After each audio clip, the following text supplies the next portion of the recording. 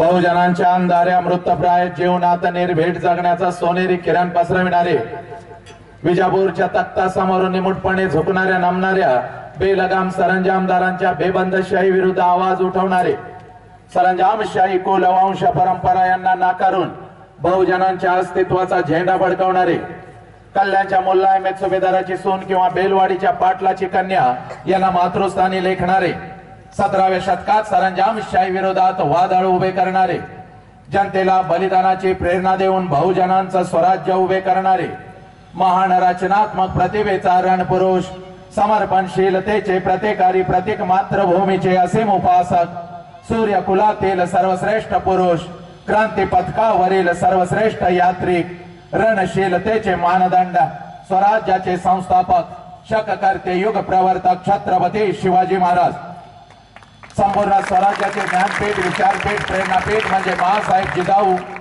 स्वराज्याचे स्वप्न पाहून ते छत्रपती शिवाजी महाराजांच्या मनावरती कोरणारे आमचे आबासाहेब म्हणजे शहाजीराजे भोसले, बुद्धिमान, पराक्रमी, अभ्यासू, जिज्ञासू, चारित्र्य संपन्न आणि छत्रपती शिवाजी महाराज यांनी तयार केलेले शिवराज्य, शिवनीती आणि शिवधर्माच्या रक्षणासाठी अखेरपर्यंत लढणारे आमचे शंभूराजे, शिक्षणाचे ज्ञानगंगा जनसामान्यांच्या घरापर्यंत, गोरगरिबांच्या हृदयापर्यंत पोहोचवणारे आमचे महात्मा ज्योतिराव फुले, क्रांतीज्योती सावित्रीबाई, कमवाने शिका, कमवाने शिका महामंत्र मुलांच्या मनामध्ये रुजवून त्यांच्यातला माणूस जागे करणारे आमचे कर्मवीर भाऊराव पाटील, माऊमेणा होणी आम्ही विष्णुदास, माऊमेणा होणी आम्ही विष्णुदास, कठीण वज्रास भेदवायचे, भले तर देव कासेची लंगोटी, नाटाळाचे माती हानुकाठी, हा क्रांतिकारक विचार संपूर्ण विश्वाला देणारे जगद्गुरु संत तुकोबाराया, हातामध्ये झाडू घेऊन स्वच्छतेचा महामंत्र देत माणसांचे अंतर्मने स्वच्छ करणारे आमचे संत गाडगे बाबा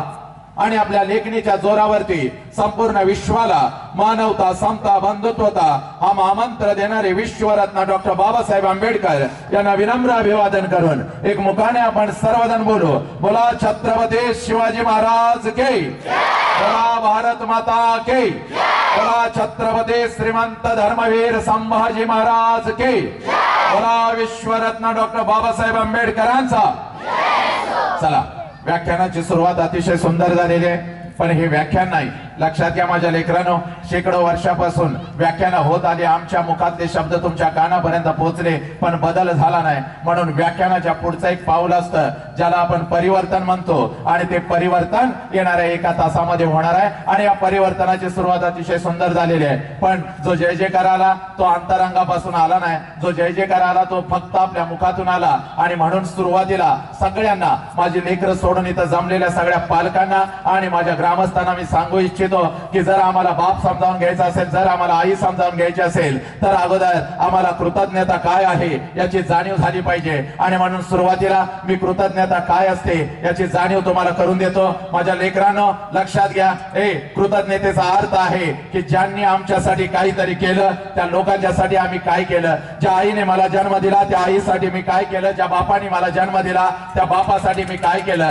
ज्या मातीमध्ये मी वाढलो, ज्या राष्ट्राचं नाव सर्वप्रथम मी माझ्या मुखावरती घेतो त्या राष्ट्रासाठी मी काय केलं, याला कृतज्ञता म्हणतात। मी नाव घेतलं होतं छत्रपती शिवाजी राजांचं, माझ्या आऊ जिजाऊचं, माझ्या गाडगे बाबांचं, माझ्या तुकोबारायांचं आणि माझ्या विश्वरत्नांचं, माझ्या महात्मा ज्योतिराव फुलेंचं, क्रांतीज्योती सावित्री आईचं, माझ्या रमाईचं, आणि मग यांची नाव आमच्या कानावरती आल्यानंतर आमचं रक्त उसळलं पाहिजे, जय जयकार बिंबीच्या देठापासून झाला पाहिजे, आलं का लक्षात? त्यामुळं इथं बसलेल्या प्रत्येकानं भगवंताने आम्हाला हे शरीर दिलेलं आहे, शरीराला 2 हात आहेत, त्या दोन्ही हाताच्या मुठी करायच्या, आपल्या खांद्याजवळ ठेवायच्या आणि जय जयकार जोरात अंतरंगापासून झाला पाहिजे। चला, प्रत्येकाने आपल्या दोन्ही हाताच्या दोन्ही मुठी आपल्या खांद्याजवळ ठेवायच्या आहेत, सगळे सगळे पाठीमागे, इकडे एक स्पेशल खुर्चीवाले लोक, तुम्ही काय माझ्या साखरपुड्याला आला नाही, सगळ्यांनी जय जय करायचं आहे, मागं बसलेले सगळे, कुणाचा जय जयकार सुटता कामा नाही।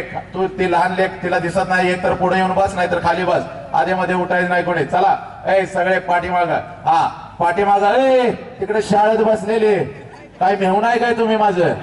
सगळ्यांनी जो जय जयकार करणार नाही आज तो या गावात दिसणार नाही, मग तू जाणार कुठं? भिंतीवर त्याचा फोटो लागणार, त्याच्या छातीत दुखणार, अटॅक येऊन ते आज गायब होणार, जो जय जयकार करणार नाही वट वागडासारखं कोणी माझ्या समोर बसायचं नाही. आलं का लक्षात? चेहऱ्यावर तेज पाहिजे, तेज. जय जयकार जय का असा करायचा नाही. चला सगळ्यांनी, चला फक्त कॅमेरामन सोडून बाकी सगळ्यांनी जय जयकार करायचं. तू फोटो काढ, उभा राहा. तू फोटो काढ, जय जयकार कर. त्याला तू कशाला जय जयकार करतोय? उभा राहतो. ती बॅग ठेव पाठीवरची काढून बाजूला. बस हा, सगळे जर हात वर करतात त्यांचं घ्यायचं, माझं घेऊ नको. हे लेकरांचं घ्यायचं इकडे सगळ्यांचं. हा चला. हा, बोला छत्रपती शिवाजी महाराज की, बोला भारत माता की, बोला छत्रपती श्रीमंत धर्मवीर संभाजी महाराज की, बोला विश्वरत्न डॉक्टर बाबासाहेब आंबेडकरांचा. आता येणारा 1 तास असाच जोश पाहिजे. मला थोडासा यायला उशीर झाला, दिलगिरी व्यक्त करतो, पण लक्षात घ्या माझ्या लेकरांनो, तुमच्या काळजावरती आज मी बाप पेरून जातो. आणि जर बाप आम्हाला जाणून घ्यायचा असेल तर अगोदर आम्ही कोण आहे याची जाणीव अगोदर आम्हाला झाली पाहिजे. आणि म्हणून इथं जमलेल्या सगळ्या महिला मातांच्यासाठी अगोदर सुरुवातीला सांगतोय, जर हे लेकरं घडवायचे असतील तर मातानं, इथं जमलेल्या माझ्या मातानं, तुमच्या चेहऱ्यावर अगोदर तेज पाहिजे, तुमच्या चेहऱ्यावर अगोदर हास्य पाहिजे. आज आहे 8 मार्च. तुम्हाला काय वाटतं वर्षातून एखादाच दिवस आमच्यासाठी असतो, तोच आमचा असतो? नाही मातानं, वर्षातला फक्त 1 दिवस तुमचा नसतो, तर वर्षातल्या प्रत्येक दिवसातला प्रत्येक क्षण हा तुमचा असतो मातानं. कारण तुम्ही आनंदी तर आम्ही आनंदी. लक्षात घ्या, तू आनंदी तर घर आनंदी, घर आनंदी तर घरातला प्रत्येक सदस्य आणि कुटुंब आनंदी, कुटुंब आनंदी तर माझं गाव आनंदी, गाव आनंदी तर माझं राष्ट्र आनंदी. लक्षात घे. म्हणून तुझ्या चेहऱ्यावर माते अगोदर तेज पाहिजे. म्हणून व्याख्यान ऐकलं की तू घरी कसं उड्या मारत जायचं. घरी सांगून आली होती 11ला व्याख्यान चालू होणार, 12ला संपणार, मी लगेच येते. पण आता उशीर झालाय, व्याख्यानच 12ला सुरू झालंय. त्यामुळे नवऱ्याचा फोन तुला येणार बघ. नवऱ्याचा फोन आला की तू त्या फोनकडे बघायचा नाही, फोन कट करून टाकायचा. आज त्याचा फोन उचलायचा नाही, अजिबात भ्यायचं नाही. आमचं ह्यांनी घरात बसला असतील आता काय करून मला अजिबात नाही. घरी पळत जायचं, पुढे नवरा आला की त्याला म्हणायचं चल बाजू हट, हवा आणि दे म्हणायचं. आज जरा आजचा दिवस माझा आहे. आणि माझा भाऊ आलेला होता वसंता, मला सांगून गेलाय आता वर्षभर कसं जगायचं. बाजूला नाही झालं तर भगवंतानं लांब केस दिलेत, सोडायचे आणि कार करून फिरवायचे.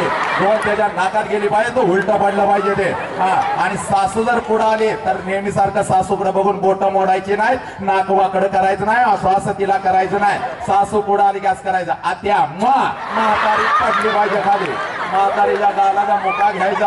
हा, म्हातारीच्या गालाचा मुका घ्यायचा. म्हातारी खाली पडली रे पडली की लगेच तिला सोडायची नाही, तिच्या बाजूला बसायचं, दुसऱ्या गालाचा मुका घ्यायचा. आत्या करून म्हातारी गडागडा लोळली पाहिजे. आणि म्हातारी म्हणाली पाहिजे काय झालं बाबा, हे बंद केलंस काय? म्हातारी म्हणाली पाहिजे काय झालं. हॅलो, हा, दोन्ही चालू ठेवायचं बरोबर. याचा ट्रिपल कमी झाला बघ. Hello hello hello hello hello hello. हा, म्हातारी गडागडा लोळली पाहिजे. म्हातारी लोळल्यानंतर तुझ्या नवऱ्याला बोलवून म्हणाली पाहिजे बाबा इकडे ये, अमावस्या अजून 4 दिवसावर आहे, आज हिच्या अंगात काय आलंय. तर लगेच सासूला आणि नवऱ्याला म्हणायचं इकडे बघ, म्हणायचं माझ्या अंगात कुठलं भूत आलं नाही, काय आलं नाही, माझ्या अंगात आनंदाचा वारा आलेला आहे. आजपासून या घरामध्ये कोणी कोणाचा द्वेष करणार नाही, कोणी कोणाबद्दल वाईट बोलणार नाही, सगळ्यांनी आनंदात राहायचं. कारण चला जगूया आनंदाने. आनंदाने आपण जगलो तरच आमच्या कुटुंबामधला प्रत्येक व्यक्ती आनंदी राहणार आहे, आम्हाला बाप समजणार आहे. आणि म्हणून आज तुमच्या समोर आलोय ना, अतिशय आनंद आहे आपल्याला. पहिली दुसरी तिसरीचं एकही कार्ट इथं मला दिसत नाही, त्यामुळे मला आनंद झालेला आहे. 10-10 हजार कॉलेजची आणि शाळेची पोरं मोठी मध्ये ठेवतो, पण पहिलीचं पोरग बघितलं की आपलं पाय लटलटायला लागतात. कधी कार्ट काय करेल ह्याचा अंदाज नाही. लक्षात घ्या, भलं भलं महाराष्ट्रातलं मोठं मोठं वक्तं, हा माईक लागला नाही बाबा, मोठं मोठं वक्तं महाराष्ट्रातलं यांनी पळवून घालवलं लहान पोराने. हॅलो हॅलो हॅलो, लावून घे, तू लावून घे. हॅलो हॅलो हॅलो, मी सांगतोय तेवढंच करायचं 1 तास. हॅलो हॅलो, आवाज ट्रिपल शार्प, आवाज चढव चढव, आवाज चढव चढव चढव, इको दे 2 पॉइंट. Hello hello hello. हा करेक्ट. आता याला हलवायचं नाही अजिबात. मी अरे बाबा ते विसल देत होता म्हणून बंद केलाय. हे बघ बघ, विसल दिल्यावर बंद, विसल देते. हा चला, आलं का लक्षात? त्यामुळे पहिलीचं पोरग कधी काय कराल याचा अंदाज नाही. एकदा काय झालं, पहिलीचं पोरग पुढे बसलेलं होतं आणि मी आपला असा व्याख्यानात रंगलेलो होतो. 8-10 हजार कॉलेजची पोरं होती, पण पहिली ते 4थीच्या ज्या मॅडम होत्या त्यांनी ती सगळी पहिलीची पोरं माझ्या पुढे आणून बसवलेली होती. खुर्ची घेऊन असा मध्ये उभा होतो. व्याख्यान रंगात आलेलं होतं आणि पहिलीचं एक जे कार्ट होतं एवढं वांड होतं, रांगत रांगत रांगत रांगत आलं आणि माझ्या खुर्चीच्या खाली जाऊन बसलं. खुर्चीच्या खाली जाऊन बसलोय. व्याख्यान रंगात आल्यावर कुणाचं लक्ष नाही त्याच्याकडे. हळूच खालनं मला म्हणतंय, साहेब पाठीमागनं तुमची पॅन्ट फाटल्या. पॅन्ट फाटल्या म्हणल्यावर माझ्या अंगावर काटा आला. मी म्हणलं आता हे कधी फाटल्या कधी काय, कोणी कोणी काय काय बघितलं आता काय माहिती. खाली आलो, हात लावून बघितला, सगळं व्यवस्थित होतं. कार्ट्याला म्हणलं कुठं फाटल्या रे, तर मला म्हणते कसं फसवलं, फराड बोडीन म्हणलं. ही अशी कार्टे आहेत पहिलीची. हे तुम्हाला सांगतो, एकदा तर पालक मीटिंग होती, पालक ट्रेनिंगला मी गेलो होतो आणि तिथं आवाज सोडा जरा, पालक ट्रेनिंगला मी गेलो होतो आणि तिथं आईच्या मांडीवरती बसलेलो होतं. गोरं घोंगट पोरग आईच्या मांडीवरती बसलेलं होतं. आम्ही स्टेजवर बसलेलो होतो. मगाशी फेटा बांधून कसं मी शायनिंग मारत होतो तसा मी असं शायनिंग मारत बसलेलो होतो. माझ्याकडे बघायचं आणि आपल्या आईला सांगायचं, मम्मी आपल्या बॉब सारखं दिसतंय हे मिशीवालं. मला एवढा आनंद झाला. म्हटलं या लेकराला आपल्यामध्ये बॉब्स दिसतो, याचा अर्थ असा आहे की आपल्यासारखं याच्या घरामध्ये कोणी तर आहे. एवढा आनंद झाला. मिशीला जरा पीळ दिला आणि त्याच्याकडे बघत म्हटलं काय रो वाघा म्हटल्यानंतर खालनं जोरात ओरडलं, ए बॉब्स म्हणून. बॉब्स म्हटल्यानंतर त्याच्या आईनं त्याचं तोंड दाबून धरलं. तसा मी उठलो. म्हटलं का ग माते, ते मला बॉब्स म्हणतंय, याचा अर्थ असा आहे की माझ्यासारखं तुझ्या घरामध्ये कोणी तर आहे, त्याची आठवण त्याला येते म्हणून ते मला बॉब्स म्हणतंय तर म्हणू दे गे. ते मला म्हणली, दादा गप्प बस, बॉब्स आमच्या कुत्र्याचं नाव आहे. कधी काय कार्टी करतील सांगता येत नाही. पण माझ्या लेकरानं आज तुमच्या समोर आलोय ना, तर बाप समजावून सांगायला आलोय. आज तुला मी तुझी आई समजावून सांगायला आलोय. वसंत अंकारी आला आणि फक्त हसवून गेला असं होता कामा नये माझ्या पोरीनं. म्हणून तुला सांगतोय बघ, जर मला बाप समजावून घ्यायचा असेल तर अगोदर मी कोण आहे याची जाणीव अगोदर झाली पाहिजे. बघ, बाप समजावून घ्यायचा असेल तर अगोदर मी कोणाच्या पोटी आले याची जाणीव अगोदर झाली पाहिजे. बघ, बाप समजावून घ्यायचा असेल तर या मातीमध्ये जन्माला आलेला माझा छत्रपती शिवाजी राजा तुला कळायला पाहिजे. बघ, माझा राजा कोणाच्या पोटी जन्माला आला हे तुला कळायला पाहिजे. बघ, आणि म्हणूनच येणाऱ्या एका तासामध्ये तुझ्या काळजामध्ये आज मी बाप पेरून जाणार आहे. बघ पोरी, कोण आहेस तू याची जाणीव अगोदर तुला झाली पाहिजे. कोण आहेस तू याची जाणीव अगोदर तुला झाली पाहिजे पोरी. आणि म्हणून सांगतोय बघ पोरी, बघ आज घरी जायचं. बघ, आज घरी जायचं आणि आईला एक प्रश्न विचारायचा. माझ्या लेकरांनो, इथं तुम्ही बसलेला आहात ना, आज आईकडे जायचं आणि घरी गेल्या गेल्या पाठीवरचं दप्तर बाजूला टाकता आणि आईला म्हणता, आई मला भूक लागली, मला काहीतरी खायला दे आई. पण आज जायचं आणि आईला एक प्रश्न विचारायचा, आई मला जन्म देताना तुला किती वेदना होत होत्या ग आई, मला जन्म देताना माऊली तुला किती वेदना होत होत्या. एवढा प्रश्न फक्त माझ्या पोरी तू तुझ्या आईला विचार. आईच्या डोळ्यामध्ये टच करून पाणी येईल. बघ, आईच्या डोळ्यामध्ये टच करून पाणी येईल. तोंडातले शब्द कदाचित विरून जातील. तुझी आई तुला काहीच सांगू शकणार नाही. बघ, तुझी आई तुला काहीच सांगू शकणार नाही. बघ, हे बघ पोरी, म्हणून मी तुला सांगतो, हे बघ या विश्वातल्या कितीतरी मातांनी आपल्या लेकराला जन्म देताना शेवटचा श्वास घेतलेला आहे. लक्षात घे. एवढ्या मरण यातना तिला होत असतात तरी सुद्धा ती माऊली तुला जन्म देताना सगळ्या यातना सहन करते. कारण तुझ्या जन्मामुळे तिला आई पण येणार असतं. लक्षात घे. त्या आईपणासाठी एवढ्या प्रचंड वेदना ती सहन करते. आणि माझ्या पोरी तुला सांगतो बघ, तुझा जन्म झाल्यानंतर तुझ्या या गालाला पहिला स्पर्श कोणी केला असेल, तुझा जन्म झाल्यानंतर या गालाचा पहिला मुका जर कोणी घेतला असेल तर त्या माऊलीचं नाव आई आहे. लक्षात घे. त्या माऊलीचं नाव आई आहे. हे पोरी, तुला हातामध्ये घेऊन कोणाचा डोळ्यातला अश्रू तुझ्या गालावर पहिल्यांदा पडला असेल तर त्या देव माणसाचं नाव बाप आहे. पोरी, त्या देव माणसाचं नाव बाप आहे. आणि म्हणूनच पोरी, हा आई आणि ही बाप तुझ्या काळजामध्ये पेरायला आलोय. बघ, आणि जर तुला आई आणि बाप जर समजावून घ्यायचं असेल पोरी तर अगोदर तू कोण आहेस याची जाणीव तुला झाली पाहिजे. बघ, हे बघ पोरी, पुण्याच्या रस्त्यावरून एक माता हातामध्ये पिशवी घेऊन चालत होती. बघ, पिशवीमध्ये एक लुगडा होता, अंगावरती एक लुगडा होता. पिशवीमध्ये एक लुगडा होता, अंगावरती एक लुगडा होता. 150 वर्षापूर्वी एखाद्या स्त्रीनं घराच्या बाहेर पडायचं आणि समाजाचं परिवर्तन करायचं, समाजाला हे मान्य नव्हतं बघ. आणि म्हणून समाज तिच्या अंगावरती शेण फेकत होता, चिखल फेकत होता, दगडांचा मारा करत होता. सगळं काही ती माऊली सहन करत होती, सगळं काही ती माऊली सहन करत होती. जेवढ्या वेदना तिच्या शरीराला होत होत्या त्याच्या कितीतरी पटीने वेदना तिच्या मनाला होत होत्या. सगळं काही झेलत ती एका पडक्या वाड्यामध्ये जात होती. पडक्या वाड्यामध्ये गेल्यानंतर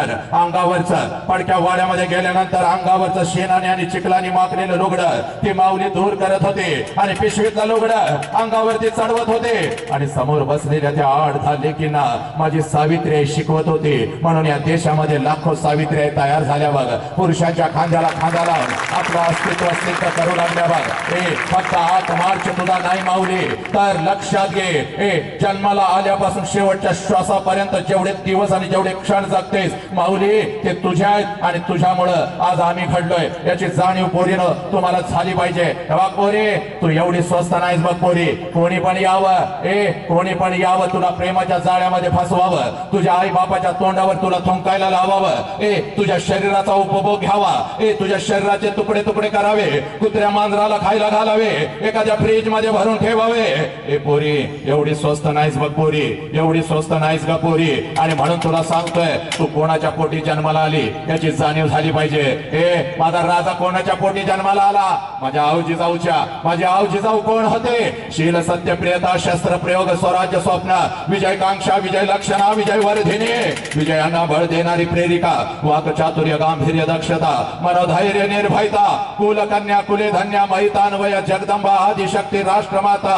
आऊ जिजाऊच्या पोटी जन्माला आलेलं हे रत्न होतं बघ. आऊ जिजाऊच्या पोटी जन्माला आलेलं हे रत्न होतं. आणि म्हणून पोरी तू कोणाच्या पोटी जन्माला आलेस हात जोडून तुला सांगतोय बघ, आजपासून कधीच विसरायचं नाही बघ. इकडे बघ, तुझा बाप म्हणजे एक वाघ आहे, आजपासून तू कधीच विसरायचं नाही. तुझा बाप म्हणजे एक वाघ आहे, तुझी आई म्हणजे एक वाघीण आहे आणि एका वाघाच्या आणि एका वाघिणीच्या पोटी तुझ्यासारख्या वाघिणीनं जन्म घेतलेला आहे पोरी. तू म्हणजे एक वाघीण आहेस पोरी, तू एवढी स्वस्त नाही बघ. कोणी पण यावं तुझ्या शरीराचा उपभोग घ्यावा, तुला तुझ्या आई बाबाच्या तोंडावरती थुंकायला लावावं, एवढी स्वस्त नाहीस पोरी. बाग पोरहा बाग, बापाच्या उंची एवढी उंची झाली आहे नालायका, बापाच्या उंची एवढी उंची झाली आणि बापाचं चप्पल आपल्याला बसायला लागलं. बापाच्या उंची एवढी उंची झाली आणि बापाचं चप्पल आपल्याला बसायला लागलं म्हणजे बापा एवढ्या वेदना आपण कधीच सहन करू शकत नाही पोरा. लक्षात घे, 12 वर्षाचा पोरग जालियनवाला बागेमध्ये जातो बघ. इंग्रजांनी गोळीबार केलेला असतो, इंग्रजांनी गोळीबार केलेला असतो रक्ताच्या थारोळ्यामध्ये. माझं भारतीय पडलेला असतो तिथं 12 वर्षाचं पोरग जातं बघ, तुझ्या वयाचं पोरग असतं बघ. बघ तुझ्यापेक्षा लहान. लक्षात घे, ते पोरग जालियनवाला बागेमध्ये जाताना रक्ताच्या थारोळ्यात पडलेल्या माझ्या भारतीयांची मुठभर माती घेऊन घराकडे येतं बघ. पळत पळत येतं, आपल्या आई समोर उभं राहतं. त्यावेळेला ती माता त्याला विचारते, बेटे क्या है तेरे मुट्ठी में, क्या लेकर आए हो, क्या लेकर आए हो. त्यावेळेला ते पोरग म्हणतं, माँ मेरे भारतीयों के खून से रंगी हुई ये मिट्टी है माँ, और मैं इसका बदला जरूर लूंगा माँ, मैं इसका बदला जरूर लूंगा. आणि तेच 12 वर्षाचं पोरग वयाच्या 23व्या वर्षी इन्कलाब जिंदाबादचा नारा देत फासावरती जातं, ज्याचं नाव भगतसिंग आहे. आणि पोरा तो भगतसिंग म्हणजे तू आहेस बघ. तुझा बाप म्हणजे एक वाघ आहे, तुझी आई म्हणजे एक वाघीण आहे आणि एका वाघाच्या आणि एका वाघिणीच्या पोटी तुझ्या सारख्या एका वाघानं जन्म घेतलाय. पोरा ही तुझी खरी ओळख आहे बघ. आणि म्हणून तुम्हाला सांगतोय, माझ्या लेखीनं आज तुम्हाला बाप समजावून घ्यायचा आहे ना, तर लक्षात घ्या, पिढ्यानपिढ्या आम्हाला स्वराज्य नव्हतं. आज थोडस घरी जायचं आणि अंतरंगामध्ये स्वतःला बघायचं. माझ्या लेखीनं आयुष्यभर असाच उन्हामध्ये तुमचा बाप तापलेला आहे, आयुष्यभर उन्हामध्ये तुमचा बाप तापलेला आहे, पावसामध्ये तुमचा बाप भिजलेला आहे तुमच्यासाठी. हा बाप ऐकून घेण्यासाठी लक्षात घ्या, 1 तास तुम्हाला उन्हात बसावं लागेल. त्या वेदना तुम्हाला सहन कराव्या लागतील. बघ 32 मन सोन्याच्या सिंहासनावरती माझा राजा बसला होता. पिढ्यानपिढ्या आम्हाला स्वराज्य नव्हता, पिढ्यानपिढ्या आम्हाला स्वराज्य नव्हता, आम्हाला राजा नव्हता. आणि 32 मन सोन्याच्या सिंहासनावरती माझा राजा बसलेला होता. डोक्यावरती जिरेटॉप होता, कमरेला तलवार होती, भरजरी वस्त्र घालून महाराष्ट्राचा हा वाघ 32 मान सोन्याच्या सिंहासनावरती बसलेला होता. आणि समोरच्या सिंहासनावरती माझी आऊजी जाऊ बसलेली होती. समोरच्या सिंहासनावरती माझी आऊजी जाऊ बसलेली होती. आपल्या लेकराला डोळं भरून बघत होते. या लेकराला मी जन्म दिला, याच्यावरती मी संस्कार केले. आणि हे लेकरं स्वतःच्या कर्तृत्वावरती 32 मन सोन्याच्या सिंहासनावरती बसलेला आहे. आऊजी जाऊचा ऊर भरून आला, त्या माऊलीचा ऊर भरून आला. मोत्यासारखे अश्रू टप टप टप टप सिंहासनावरती कोसळू लागले. आपल्या सिंहासनावरून आऊजी जाऊ उठल्या, आपल्या सिंहासनावरून आऊजी जाऊ उठल्या आणि धावत धावत धावत धावत राजांच्या दिशेने येऊ लागल्या. माझ्या राजाने बघितलं, आऊ साहेब काय करतायत. माझ्या राजाने बघितलं, आऊ साहेब काय करतायत. आऊ साहेब आमच्या दिशेने येत आहेत. राजा उठला, सिंहासनावरून उठला, धावत धावत आऊ साहेबांच्या जवळ आला. आऊ साहेबांना मुजरा घातला, आपल्या मस्तक आऊ साहेबांच्या चरणावरती ठेवलं. माझा राजा आऊ साहेबांना म्हणतो, आऊ साहेब आपण काय येणं केलं. आऊ साहेब आम्हाला हुकम दिला असता तर आऊ साहेब आम्ही आलो असतो आपल्यापर्यंत. आपण काय येणं केलं. आऊ साहेब आपण काय येणं केलं. त्यावेळेला माझी आऊ जिजाऊ, त्यावेळेला माझी आऊ जिजाऊ त्यावेळेला माझी आऊ जिजाऊ राजांना कवेमध्ये घेते, राजांना मिठीमध्ये घेते. आणि माझी आऊ जिजाऊ राजांना म्हणते, राजा एक मागणं आहे, राजा मागू का. राजा एक मागणं आहे, राजा मागू का. त्यावेळेला माझा राजा म्हणतो, आऊ साहेब 9 महिने 9 दिवस आपण आम्हा समुद्रात ठेवलं नसतं आणि आमच्यावरती संस्कार केले नसते तर हा छत्रपती शिवाजी राजा, तो छत्रपती शिवाजी राजा कधीच 32 मान सोन्याच्या सिंहासनावरती बसू शकला नसता. आऊ साहेब आपल्यामुळं आज आम्ही 32 मान सोन्याच्या सिंहासनावरती बसलो. काय मागणं आहे आऊ साहेब, फक्त हुकुम करा. आऊ साहेब काय मागणं आहे. त्यावेळेला माझी आऊ जिजाऊ राजांना जवळ घेते, त्यावेळेला माझी आऊ जिजाऊ राजांना जवळ घेते आणि राजांना म्हणते, एकच मागणं आहे, एकच मागणं आहे. पुढचा जन्म सुद्धा राजा आपण आमच्याच पोटी घ्यावा. राजा एकच मागणं आहे, पुढचा जन्म सुद्धा आपण आमच्याच पोटी घ्यावा. माझ्या राजानं हंबरडा फोडला, माझ्या राजानं हंबरडा फोडला, माझ्या राजानं हंबरडा फोडला. आणि माझा राजा आऊ साहेबांना म्हणतो, आऊ साहेब फक्त पुढचाच जन्म नाही. आऊ साहेब जोपर्यंत आम्हाला मानव धर्म मिळेल तोपर्यंत आम्हाला फक्त आपल्याच पोटी जन्म घ्यायचा आहे. आऊ साहेब पुत्र व्हावा ऐसा गुंडा ज्याचा तिन्ही लोकी झेंडा, पुत्र व्हावा ऐसा गुंडा ज्याचा तिन्ही लोकी झेंडा. पोरानो आणि पोरीनो, आई बापानं तुम्हाला जन्म दिलाय माझ्या लेकरानं. आणि आई बापाच्या कष्टाचं पांग फेडण्याची हीच ती वेळ आहे माझ्या पोरानं. उठा आणि स्वतःच्या मेहनतीवरती, स्वतःच्या कर्तृत्वावरती एवढा मोठा व्हा, एवढा मोठा व्हा, एवढा मोठा व्हा माझ्या लेकरानं. तुमच्या आई बापानं तुमच्या गालावरून हात फिरवत तुम्हाला म्हटलं पाहिजे, पोरा पुढचा जन्म आमच्या दोघांच्याच पोटी घेर, पुढचा जन्म आमच्या दोघांच्याच पोटी घे. बाप समजावून घेताना, बाप समजावून घेताना, पोरीनो, हे माझ्या लेकरानो. आणि म्हणून आज घरी जायचं बाग, इकडे जाऊन करा. म्हणून आज घरी जायचं आणि आईला एक प्रश्न विचारायचा बघ माझ्या लेकरा. आज घरी जायचा आणि आईला एक प्रश्न विचारायचा. या प्रश्नाच्या तळाला लपलेला आहे तुझा बाप, या प्रश्नाच्या तळाला लपलेली आहे तुझी आई. पोरी आज घरी जायचं बघ, पळत पळत घरी जायचं, पाठीवरचं दप्तर बाजूला ठेवायचं आणि आईला फक्त एक प्रश्न करायचा. आई माझं वय आता 20 वर्षाचा आहे. आई इथं बसलेल्या प्रत्येकानं आज आपल्या आईला हा प्रश्न विचारायचा आहे. तुझं वय कितीही असू दे, तुझं वय 40 वर्षाचं असू दे, तुझं वय 45 वर्षाचं असू दे, तुझं वय 30 वर्षाचं असू दे, तुझं वय 20 वर्षाचं असू दे, आज घरी जायचं आणि आपल्या आईला एक प्रश्न विचारायचा, आई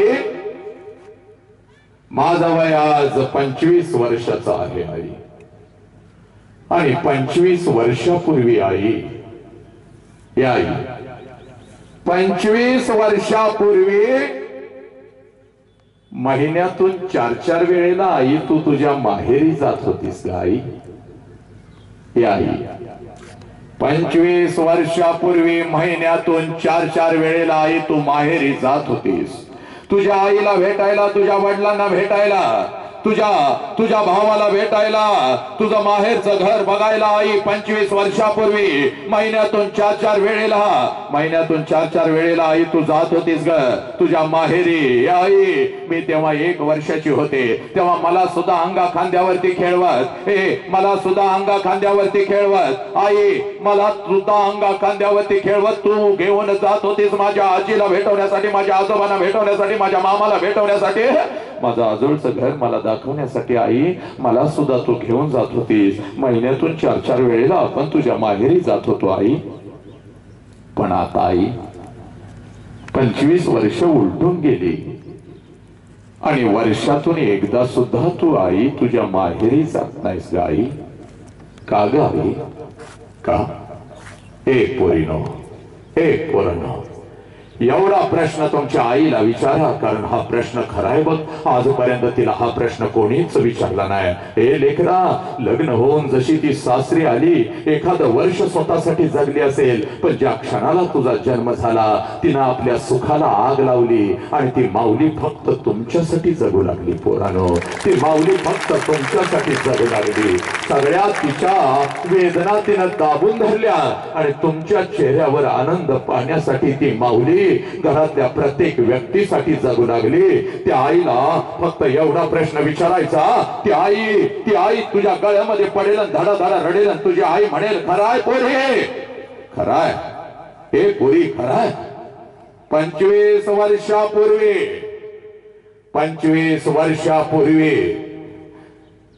ती माझ्या माहेरी जात होती, माझ्या आईला भेटायला, माझ्या बापाला भेटायला, माझ्या भावाला भेटायला, माहेरचं घर माझं बघायला. ज्या घरामध्ये मी लहानाची मोठी झाले, फुलपात्रासारखी बागडले, त्या घरामध्ये वावरायला पुन्हा एकदा जात होती बघ. पोरी, तू 1 वर्षाची होतीस, तुला सुद्धा अंगा खांद्यावरती खेळवत मी घेऊन जात होती. तुझ्या आजीला, तुझ्या आजोबांना, तुझ्या मामाला भेटवण्यासाठी, तुझं आजोळचं घर तुला दाखवण्यासाठी जात होती पोरी, जात होती. हो, पण आता वर्षातून एकदा सुद्धा मी जात नाही का पोरी? पोरी, वर्षातून एकदा सुद्धा मी जात नाही, कारण 25 वर्षापूर्वी जेव्हा मी जात होते ना ग पोरी, एसटीतून मी उतरत होते बघ आणि घराच्या दिशेने धावत होते. कधी एकदाची आई समोर येते ना आईच्या गळ्यामध्ये मी पडते, कधी एकदाचा बाप माझ्या समोर येतो बापाच्या गळ्यामध्ये मी पडते, कधी एकदाची घरामध्ये शिरते, कधी एकदाची मी भावाला भेटते. ए पोरी जात होती बघ, जात होती, पळत पळत जात होती बघ. जसं घर जवळ येत होतं हरणासारखी मी पावलं उचलत होते, जसं घर जवळ येत होतं हरणासारखी पावलं मी उचलत होते. ए पोरी, आणि घर माझ्या नजरेच्या टप्प्यामध्ये यायचं, घर माझ्या नजरेच्या टप्प्यामध्ये यायचं, आणि घराच्या अगोदर मला माझ्या घराचं अंगण दिसायचं, आणि त्या अंगणामध्ये मला माझ्या बापाचं चप्पल अगोदर दिसायचं. पोरी, त्या अंगणामध्ये मला माझ्या बापाचं चप्पल अगोदर दिसायचं. आणि अंगणामध्ये बापाचं चप्पल दिसलं पोरी, अंगणामध्ये बापाचं चप्पल मला दिसलं की मला कळायचं माझा बाप घरामध्ये आहे, माझा आबा घरामध्ये आहे. कारण माझं बालपण तसंच केलं ग, माझं बालपण तसंच केलं.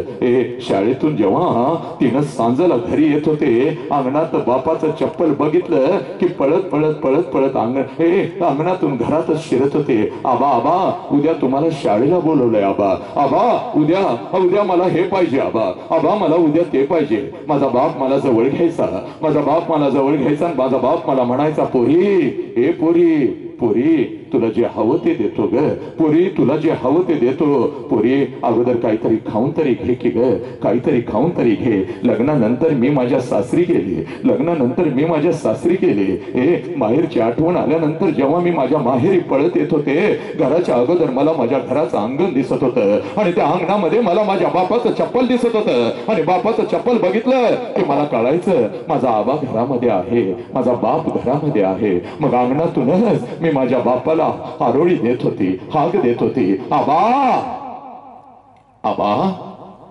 आणि आबा आबा ही हाक माझ्या बापाच्या कानावरती जातात, आबा हे हाक माझ्या बापाच्या कानावरती जातात. जेवणाच्या ताटावरचा माझा आबा पळत पळत पळत पळत पळत अंगणात यायचा, माझ्या हातातल्या पिशव्या घ्यायचा आणि हळूच माझ्या कानामध्ये माझा बाप मला विचारायचा, पोरी सासरी सगळं ठीक तर आहे ना ग पोरी?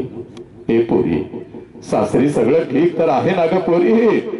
तेव्हा मी माझ्या बापाला सांगत होती, आबा सगळं काही चांगलं आहे आबा, आबा तुमची आठवण आली म्हणून आले, तुमची आठवण आली म्हणून आले. माझ्या हातातल्या पिशव्या घेत माझा बाप अंगणातूनच माझ्या आईला हाक द्यायचा, अगं ऐकलंस का ग, लेक आले की ग आपली, पोर आले की ग आपली. मग जेवणाच्या ताटावरची माझी आई पळत पळत पळत पळत पळत पळत बाहेर यायची. तिच्या हातामध्ये एक तांब्या असायचा, दुसऱ्या हातामध्ये भाकरीचा तुकडा असायचा. पाण्यामध्ये भाकरीचा तुकडा बुडवायची, माझ्यावरून ओवाळायची आणि तो तुकडा इकडे इकडे इकडे इकडे टाकून द्यायची. आणि मला म्हणायची, पोरी जरा गाल पुढं कर की ग. आणि मग आपली आठी बोट माझ्या गालावरून फिरवायची, कडा कडा कडा कडा कडा आपल्या कपाळावर मोडायची आणि मला म्हणायची, पोरी चल की ग घरा चल. पोरी 25 वर्षानंतर जेव्हा मी आता माझ्या माहेरी जाते ना ग, 25 वर्षापूर्वी जेव्हा मी आता माझ्या माहेरी जाते ना ग पोरी, घर तेच आहे, अंगण ही तेच आहे. हे पोरी घर तेच आहे, अंगण ही तेच आहे, पण त्या अंगणामध्ये मला माझ्या बापाचं चप्पल दिसत नाही पोरी. त्या अंगणामध्ये आता मला माझ्या बापाचं चप्पल दिसत नाही. अंगणातून जरी हाक दिली आबा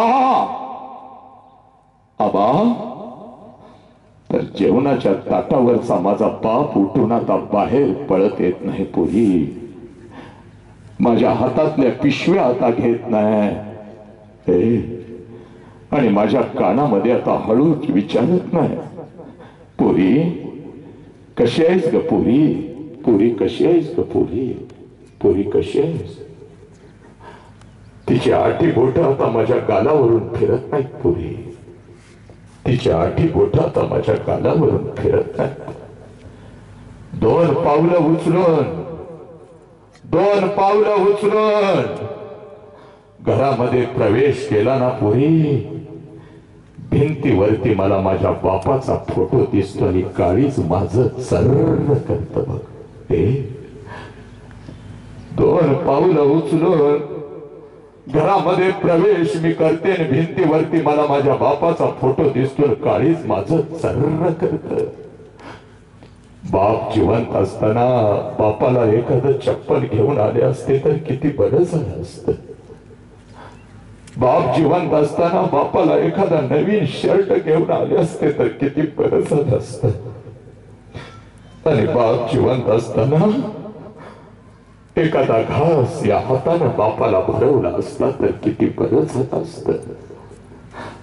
आज लाखो रुपये माझ्याकडे आहेत पोरी, अखंड गावाला पंचपक्वानाचं जेवण मी घालू शकते बघ, पण एखादा घास बापाच्या फोटो जवळ धरला तर फोटोतून आज आवाज नाही येणार.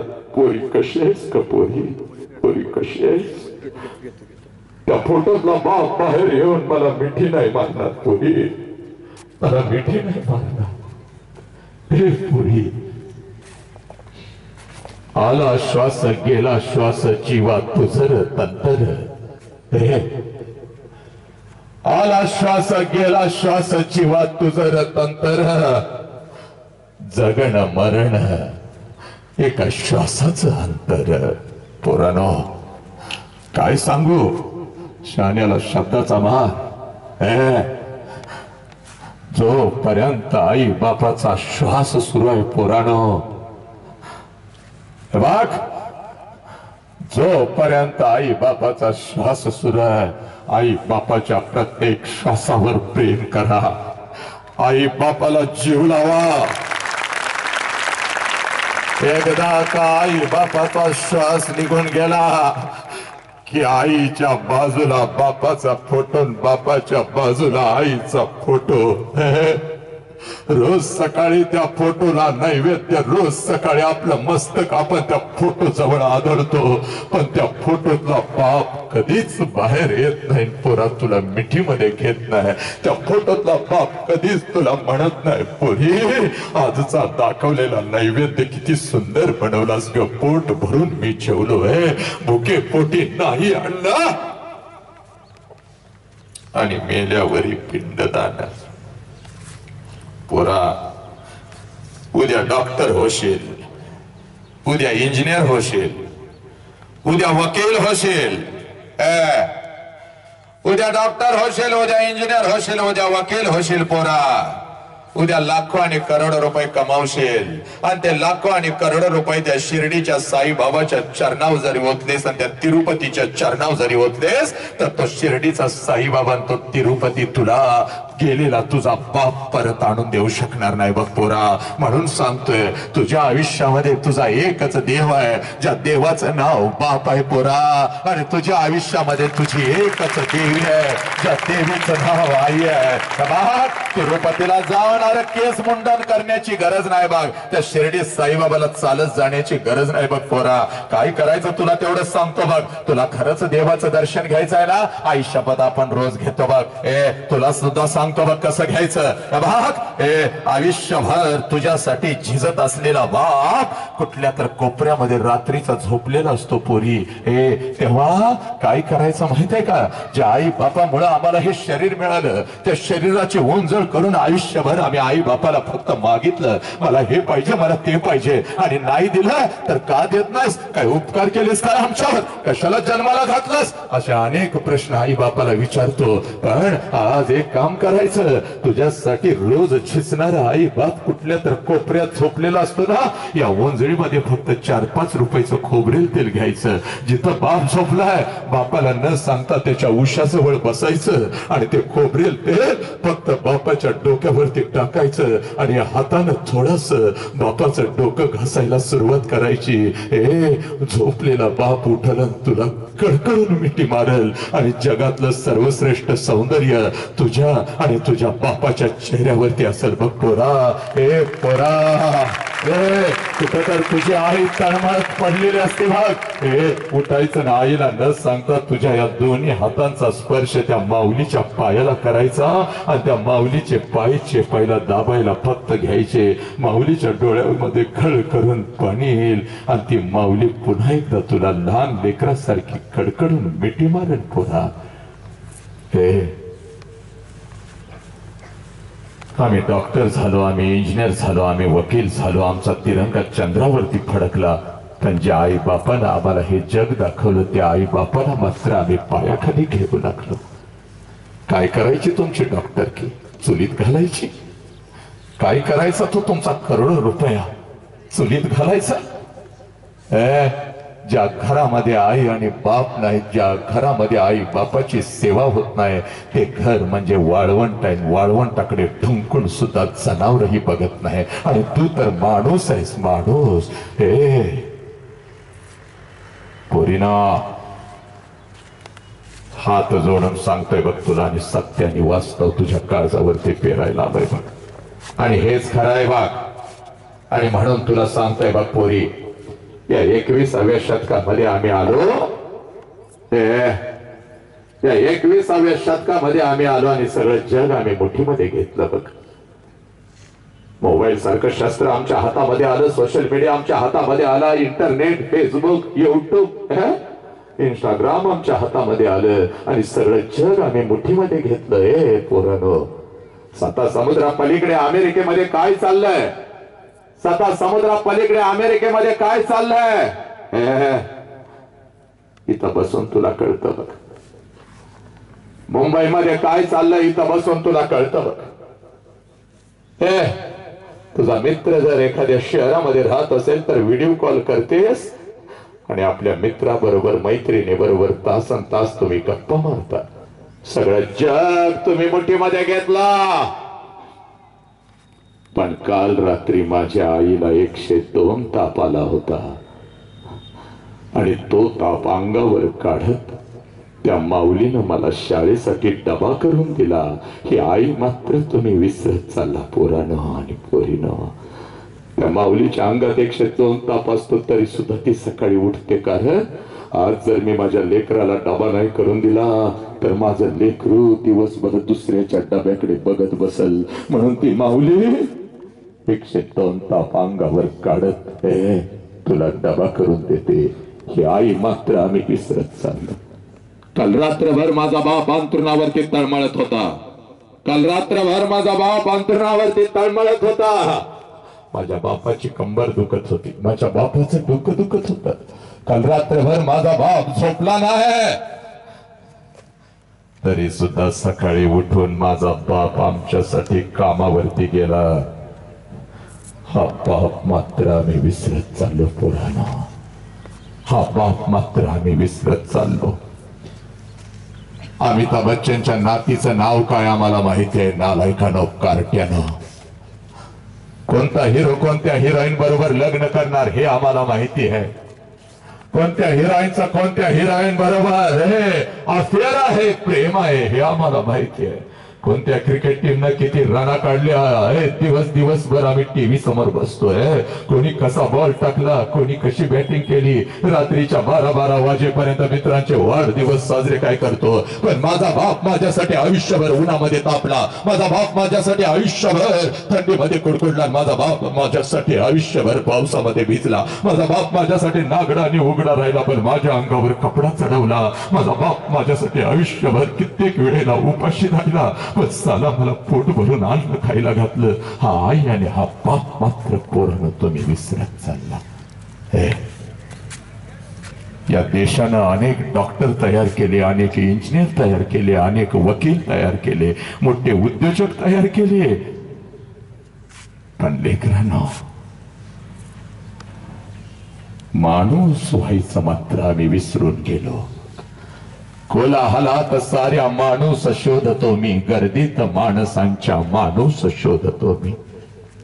136 ते 40 करोडची गर्दी या राष्ट्रात आहे पण हातावर मोजण्या इतपतच माणसं तयार झाली. म्हणून इथं जमलेल्या सगळ्या मातांना आणि पितांना एकच सांगतोय, प्रत्येक घरामध्ये डॉक्टर नाही तयार झाला तरी चालेल, प्रत्येक घरामध्ये इंजिनियर नाही तयार झाला तरी चालेल, पण प्रत्येक घरामध्ये जन्माला आलेलं लेकरू चारित्र्यवान माणूस घडलंच पाहिजे. लक्षात घ्या. यालाच म्हणतात बाप समजावून घेताना, यालाच म्हणतात आई समजावून घेताना. हे मग आम्ही आहोत का तसं? उदाहरणासहित पाठवून देतो. आहोत का आम्ही तसं? आम्ही वागतो का तसं? खरंच मी जिजाऊ आहे का? खरंच मी सावित्री आई आहे का? खरंच मी भगतसिंग आहे का? माझा बाप आयुष्यभर उन्हामध्ये तापला, एवढे कष्ट घेतले, त्या बापाला मी न्याय देतो का? आहोत का आम्ही तसं? हे बघ उदाहरणासहित पाठवून देतो. बघ हे बघ अगदी उदाहरणासहित.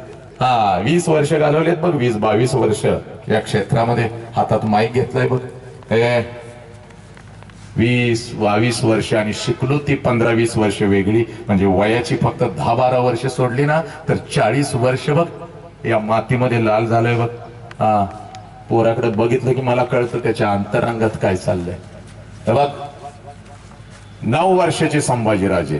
पोरानं ऐका किती, 9 वर्षाचे. 9 फक्त 9 वर्ष होतं. औरंगजेबाच्या दरबारात 50व्या वाढदिवसानिमित्त छत्रपती शिवाजी राजे गेलेले असतात. हा इतिहास तुम्हाला माहिती आहे. आणि त्यावेळेला आपल्या बापाचं मनगट पकडून संभाजी राजे गेलेले असतात आणि तिथं छत्रपती शिवाजी राजांना कैद होते. आणि कैद झाल्यानंतर 9 वर्षाचा पोरग भीत नाही. वय वर्ष फक्त 9, भीत नाही. औरंगजेब आणि संभाजी राजे एकदा तालमीच्या आखाड्यामध्ये बसलेले आहेत. बापाला तर कैद झालेले आहे. शेकडो किलोमीटर दूर, शेकडो कोस दूर महाराष्ट्राच्या मातीतून हे मृत्यूच्या दारामध्ये बाप आणि हे लेकरू उभा आहे. आणि औरंगजेब आणि संभाजीराजे कुस्तीच्या आखाड्यात बसलेले आहेत. आणि कुस्तीच्या आखाड्यामध्ये औरंगजेब संभाजीराजांना म्हणतो, संभा बहुत सुना है हमने तुम्हारे बारे में, बहुत सुना है, बहुत मेहनत करते हो, कसरत करते हो, कुश्ती भी खेलते हो, तो एक कुश्ती हो जाए हमारे पहलवानों के साथ, एक कुश्ती हो जाए। त्यावेळेला संभाजीराजे भीत नाहीत. 9 वर्षाचं पोरगे तालमीतल्या प्रत्येक पैलवानाच्या नजरेमध्ये नजर घालत आणि हीच नजर औरंगजेबाच्या नजरेत घालत माझा संभाजीराजा औरंगजेबास म्हणतो, माझ्या तोडीचा पैलवानच तुझ्या तालमीत नाही, मी कुस्ती कोणाशी धरणार? आरा पत्त्या. 9 वर्षाचं पोरग, 9. तुझं वय किती? तुझं वय किती? तुझं 10. तुझं 11. तुझं 11. आता पोरांना मी महाराष्ट्रामध्ये कधी कधी असे प्रश्न विचारतून रपाटा घालतो. सोशल मीडियावर काही नालायक कुत्री मला शिव्या घालतात, पोरांना मारतो म्हणून. त्यांची काय आरती करायची? किती मार्क? तुला किती जोर मारतोस तू? तू जोर किती मारतोस? मग काय आता ह्यांची पूजा करू? तू किती जोर मारतो? तू नाही नाही सर, मी जोर मारत नसती. मी फेरेन लवली लावून पर्स घेऊन अशी फिरत असती. मी फेरेन लवली लावती आणि किलोभर पावडर मारती फुसो फुसो आणि वटर रंगवती आणि माकडीन होऊन फिरत असती. मी जोर मारत नसती, मी दांगपट्टा खेळत नसती. आणि तू तू तगरिया तू मी मोबाईल संडास मध्ये घेऊन बसत असतो. मी जोर मारत नसतो, मी घामात भिजत नसतो, मी मोबाईल घेऊन संडास मध्ये बसत असतो. याचा जरा ट्रिबल शार्प करा आणि आवाज द्या. ट्रिबल शार्प करा, बास कमी करा, ट्रिबल शार्प करा.